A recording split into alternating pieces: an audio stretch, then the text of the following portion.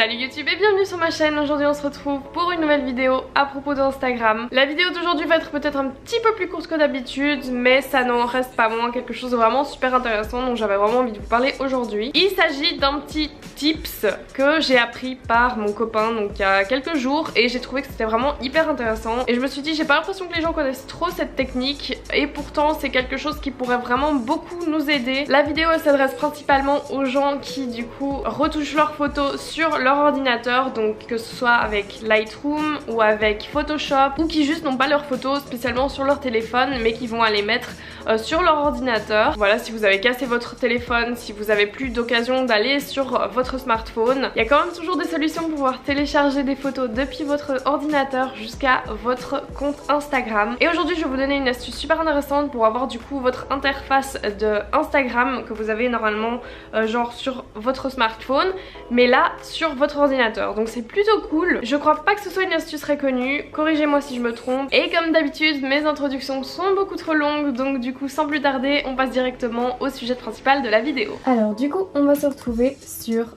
internet, donc on ouvre une page normale et on va tout simplement aller sur instagram.com. Quand je suis sur le site internet de instagram.com, normalement vous connaissez tous, vous voyez à quoi ça ressemble, on peut faire des choses basiques. Il y a l'icône découvrir, donc ça c'est l'icône pour pouvoir voir des photos, voilà, de gens qu'on ne suit pas spécialement, mais du coup bah voilà, comme son nom l'indique, nous faire découvrir des nouveaux Instagram. Il y a l'icône avec le petit cœur, donc ça c'est celui où vous pouvez voir qui like vos photos, qui commente, qui s'abonne à vous, etc.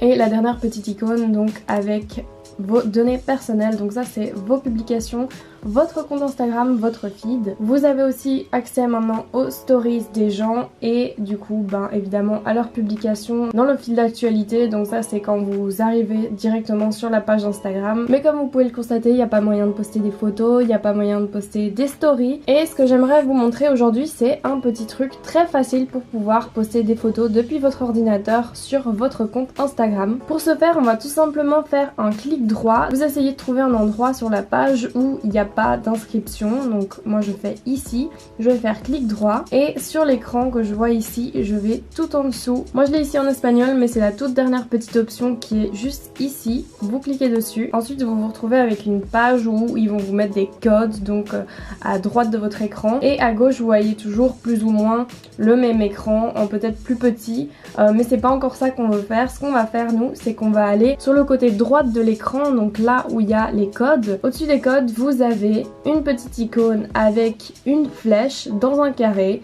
et juste à côté vous avez une icône avec un smartphone et une tablette à l'arrière, et c'est sur ça qu'on va cliquer. Là tout de suite vous voyez que la page d'Instagram est devenue beaucoup plus petite, elle est devenue de la taille d'un téléphone. Alors moi je l'ai mis dans les dimensions de l'iPhone 6, 7, 8, et si vous voulez changer ça vous pouvez aller ici, il y a vraiment moyen de faire toutes les dimensions qui vous intéressent, donc moi je reste sur le iPhone 6, 7, 8, mais vous pouvez voir qu'il n'y a pas encore exactement toutes les fonctionnalités qu'on va retrouver sur notre téléphone normalement, et d'ailleurs la preuve, il n'y a pas le petit plus pour pouvoir ajouter une photo, et ça tout simplement vous allez le retrouver parce que vous allez rafraîchir la page. Donc je vais juste ici, je rafraîchis la page et voilà, c'est tout simple, pas plus difficile que ça. Vous avez maintenant exactement votre écran comme celui de votre téléphone. Vous avez le fil d'actualité juste en dessous et toutes les petites fonctionnalités, toutes les petites options en bas, et dont notamment le petit plus avec lequel vous pouvez justement ajouter des photos depuis votre ordinateur. Alors nous on va faire un petit test, hein. On va appuyer sur le plus et on va mettre ensemble une photo. J'appuie sur le plus